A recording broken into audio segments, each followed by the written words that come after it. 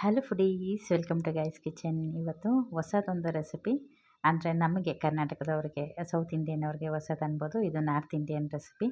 Usually healthy recipes ಅಂದರೆ taste ಅಷ್ಟಕ್ಕಷ್ಟೇ ಅಲ್ವಾ. But ಇದು ಮಾತ್ರ ಹೆಲ್ತು ಹೌದು, ಟೇಸ್ಟು ಕೂಡ ಸಕ್ಕತ್ತಾಗಿರುತ್ತೆ. ತಡ ಮಾಡದೆ ರೆಸಿಪಿ ಹೇಗೆ ಮಾಡೋದು ಅಂತ ನೋಡೋಣ. ಅರಿಶಿಣದಲ್ಲಿ ಎಷ್ಟೆಲ್ಲ ಬೆನಿಫಿಟ್ ಇದೆ ಅಂತ ಎಲ್ಲರಿಗೂ ಗೊತ್ತೇ ಇರುತ್ತೆ. ಹಾಗೆ ನಾವು ಪ್ರತಿಯೊಂದು ಅಡುಗೆಗಳಲ್ಲೂ ಅರಿಶಿಣನ ಬಳಸ್ತೀವಿ. ಟಿಫನ್ ಆಗಿರ್ಬೋದು ಅಥವಾ ಸಾಂಬಾರು ಆಗಿರ್ಬೋದು, ಎಲ್ಲದರಲ್ಲೂ ಅರಿಶಿಣನ ಬಳಸ್ತೀವಿ. ಅದೇ ರೀತಿ ನೋಡಿ, ಇದು ಬಂದು ಹಸಿ ಅರಿಶಿಣ. ಆಲ್ರೆಡಿ ತೋರಿಸ್ತಾ ಇಲ್ಲ ಮುಂಚೆನೇ. ಅದು ಅದ್ರ ಮೇಲೆ ಇರ್ತಕ್ಕಂಥ ಆ ಸಿಪ್ಪೆ ಎಲ್ಲ ಎತ್ಬಿಟ್ಟು ಈ ರೀತಿ ರೆಡಿ ಮಾಡ್ಕೊಂಡಿದ್ದೀನಿ. ಸುಮಾರು 1 kg ಅರಿಶಿಣ ತೊಗೊಂಡಿದ್ದೀನಿ. ಟೇಸ್ಟ್ ಅಂತೂ ಸೂಪರಾಗಿರುತ್ತೆ. ಹೆಲ್ತು ಹೌದು, ಟೇಸ್ಟ್ ಕೂಡ ಹೌದು. ಈ ಚಳಿಗಾಲದಲ್ಲಿ ಈ ಒಂದು ಅರಿಶಿಣ ಅನ್ನೋದು ಸಿಗ್ತಾ ಇರುತ್ತೆ ಮಾರ್ಕೆಟಲ್ಲಿ. ತೊಗೊಂಡು ಬಂದು ತಪ್ಪದೇ ಈ ರೆಸಿಪಿನ ಟ್ರೈ ಮಾಡಿ ಅಂತ ಹೇಳ್ತೀನಿ. ನನ್ನ ಫ್ರೆಂಡ್ ಒಮ್ಮೆ ನನಗೆ ಇದನ್ನು ಟೇಸ್ಟ್ ಮಾಡಿಸಿದ್ರು. ತುಂಬ ಟೇಸ್ಟಿಯಾಗಿತ್ತು. ಅದರಲ್ಲೂ ಹೆಲ್ದಿ ಫುಡ್ ಅಂದರೆ ಬಿಡೋಕ್ಕಾಗತ್ತಾ. ಹಾಗಾಗಿ ಒಂದ್ಸಲಿ ಟ್ರೈ ಮಾಡಿದ್ದೆ, ಚೆನ್ನಾಗಾಗಿತ್ತು. ಮನೆ ಮಂದಿಗೆಲ್ಲ ಇಷ್ಟ ಆಯಿತು. ಹಾಗಾಗಿ ಇದನ್ನು ಎವ್ರಿ ಇಯರು ನಾನು ಮಾಡ್ತೀನಿ. ನೋಡಿ, ಈ ರೀತಿ ಎಲ್ಲ ಸಣ್ಣದಾಗಿ ಹೆಚ್ಚಿಟ್ಕೊಂಡಿದ್ದೀನಿ. ಸುಮಾರು 1 kg ನಾನು ಇಲ್ಲಿ ತೊಗೊಂಡಿದ್ದೆ. 1 kgಗೆ ಒಂದು 8 ಹಸಿಮೆಣಸಿನ್ಕಾಯಿ, 1 ಗೆಡ್ಡೆ ಫುಲ್ಲು ಬೆಳ್ಳುಳ್ಳಿ, ಹಾಗೆ ಒಂದು 100 ಗ್ರಾಮಷ್ಟು ಶುಂಠಿನ ಸಣ್ಣದಾಗಿ ಹೆಚ್ಚಿ ರೆಡಿ ಮಾಡಿ ಇಟ್ಕೋಬೇಕು. ನಂತರ ಇಲ್ಲಿ ಆಲ್ರೆಡಿ ಹೇಳ್ದಲ್ಲ, 1 kg ಅರಿಶಿಣದಕ್ಕೆ ಒಂದು 800 ಗ್ರಾಮಷ್ಟು ತುಪ್ಪನ ಬಳಸ್ಕೋಬೇಕಾಗತ್ತೆ. ಹೌದು, ತುಪ್ಪ ಜಾಸ್ತಿನೇ ಹಿಡಿಯುತ್ತೆ. ಬಟ್ ಅರಿಶಿಣ ತುಂಬ ಹೀಟ್ ಅಲ್ವಾ, ಈ ಚಳಿಗಾಲಕ್ಕೆ ಬೆಸ್ಟ್ ಫುಡ್ ಇದು. ಹಾಗಾಗಿ ತುಪ್ಪದಲ್ಲೇ ಮಾಡ್ಕೋಬೇಕು, ಎಣ್ಣೆ ಹಾಕಲೇಬೇಡಿ. ಈ ರೆಸಿಪಿ ತುಪ್ಪದಲ್ಲಿನೇ ಟೇಸ್ಟ್ ಬರೋದು. ಹಾಗಾಗಿ ನೋಡಿ, ತುಪ್ಪ ಹಾಕೊಂಡಾದ್ಮೇಲೆ ಒಂದು 3 ಇಲ್ಲಿ ಪಲಾವ್ ಎಲೆ ಬರುತ್ತಲ್ಲ, ಅದನ್ನು ಕಟ್ ಮಾಡಿಬಿಟ್ಟು ಸೇರಿಸ್ಕೊತಾ ಇದ್ದೀನಿ. ನಂತರ ಇದಕ್ಕೆ ಸ್ವಲ್ಪ ಮಸಾಲೆ ಪದಾರ್ಥಗಳು. ಇದಕ್ಕೆ ಒಂದು 8ರಿಂದ 10 ಏಲಕ್ಕಿ, ಹಾಗೆ ಲವಂಗ, 2 ಇಂಚದು ಒಂದು ಚಕ್ಕೆ ಬಂದುಬಿಟ್ಟು ಒಂದು 3 ಪೀಸ್ ತೊಗೊಂಡಿದ್ದೀನಿ. ಹಾಗೆ ಪೆಪ್ಪರು ಒಂದು 10ರಿಂದ 12 ಕಾಳನ್ನ ಸೇರಿಸ್ಕೊತಾ ಇದ್ದೀನಿ.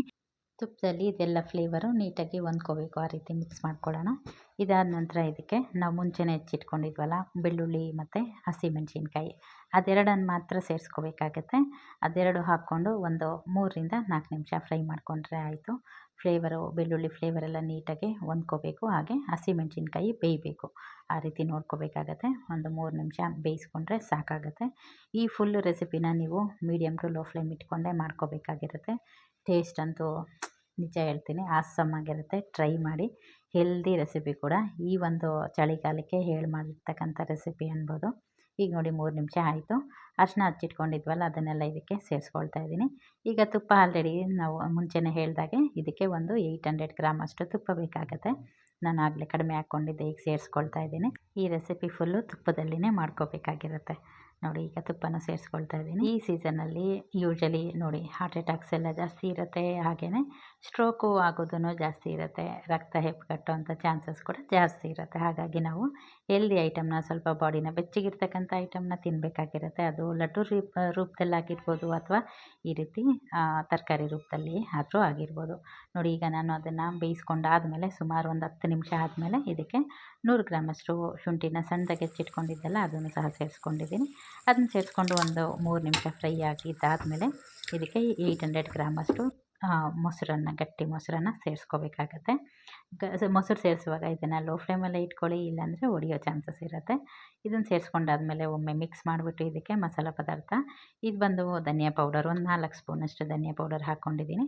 ಹಾಗೆಯೇ ಅಚ್ಚ ಖಾರದ ಪುಡಿ 3 ಸ್ಪೂನಷ್ಟು ಸೇರಿಸ್ಕೊಳ್ತಾ ಇದ್ದೀನಿ. ಏಕೆಂದರೆ ಹಸಿಮೆಣ್ಸಿನ್ಕಾಯಿನೂ ಸಹ ನಾವು ಹಾಕ್ಕೊಂಡಿದ್ವಲ್ಲ, ಹಾಗಾಗಿ 3 ಸ್ಪೂನು ಸಾಕಾಗುತ್ತೆ. ಇಷ್ಟು ಹಾಕ್ಕೊಂಡು ಇದನ್ನೆಲ್ಲ ಒಮ್ಮೆ ನೀಟಾಗಿ ಮಿಕ್ಸ್ ಮಾಡ್ಕೊಳ್ಳೋಣ. ಇದನ್ನು ಒಂದು 25ರಿಂದ 30 ನಿಮಿಷ ಹೀಗೇ ಬೇಯಿಸಬೇಕಾಗತ್ತೆ. ಇದನ್ನು ಮುಚ್ಚಿ ಬೇಯಿಸೋ ಥರ ಇಲ್ಲ, ಹಾಗೇ ಬೇಯಿಸ್ಕೋಬೇಕು. ನೋಡಿ, ಈಗ ಸ್ವಲ್ಪ ಬೆಂದಾಗಿದ್ದಾದಮೇಲೆ ನಾನು ಉಪ್ಪನ್ನು ಸೇರಿಸ್ಕೊಳ್ತಾ ಇದ್ದೀನಿ.